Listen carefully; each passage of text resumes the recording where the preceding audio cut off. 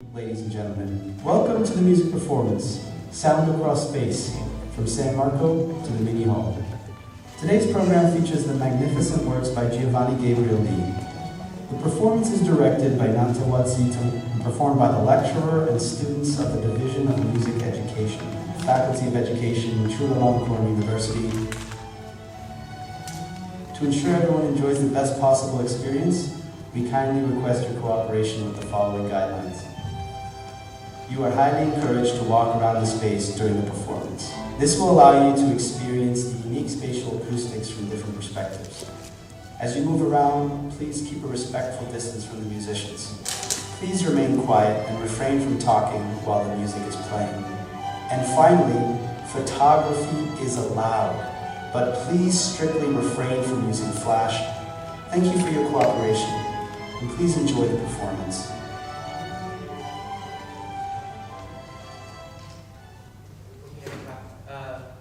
ก่อนที่จะเริ่ม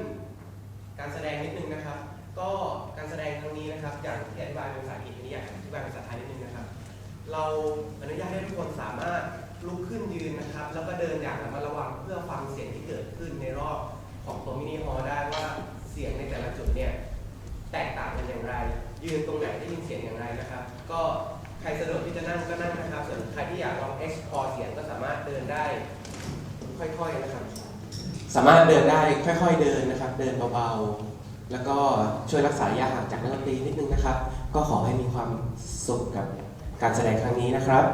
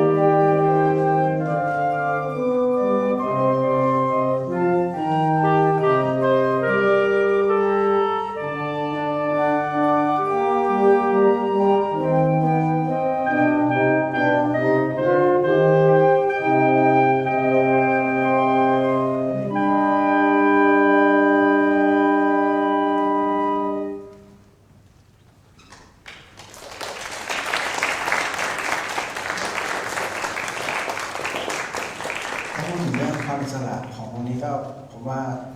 น่าจะเต็มร้อยครับเพราะว่าทางพี่นนท์ก็ได้ให้อิสระในการออกแบบการคุยกันอะไรต่างๆก็ค่อนข้างที่จะเต็มที่พอสมควรครับผม รู้สึกว่าละครให้เราอยากได้แสดงความคิดเห็นเป็นที่มากมายแสดงความคิดเห็นได้ตลอดเวลาค่ะคนรับฟังข่าวกันตลอดค่ะว่าโอเคไหมรู้สึกอย่างไรบ้างค่ะ โครงการนี้ก็คือนำคนกระจายไปที่ต่างๆที่เราสามารถแสดงความเห็นได้ว่าถ้าสมมติว่าผู้คนที่จะยืนตรงไหนมันจะเสียงมันจะออกดีไหมหรือว่าต้องปรับเปลี่ยนอะไรยังไงไหมแล้วก็ทำให้เราสามารถดำเนินการเปลี่ยนได้ในการศึกษา รู้สึกว่าเรื่องแบบผู้ควบคุมวงเฟรนลี่ดีค่ะค่ะ รู้สึกว่าทุกอย่างแบบแปลกใหม่มากเลยไม่เคยทำอะไรแบบนี้เลย รู้สึกว่าแบบสนุกดีค่ะที่ได้ทำอะไรแบบนี้ แต่ว่าอย่างหนึ่งก็คือจะยากนิดนึงค่ะ1 คะแนนเพราะว่าตอนที่อยู่ห่างกันอาจจะได้ยินกันลำบากนิดหน่อย แต่ว่าก็สนุกดีค่ะชอบมาก ไม่เครียดด้วยแล้วก็แบบว่าง่ายๆสบายเพลงก็สนุกด้วยนะคะตอนแรกๆอาจจะมีงงมากแต่พอได้ลองเล่นรวมกันแล้วแบบมันก็เพราะมากเลยค่ะ พอมันเป็นออนซัมเมอร์แบบเนี้ยครับการใส่ใจผู้ฟังมันสำคัญพอๆกับการดนตรีเลยครับผม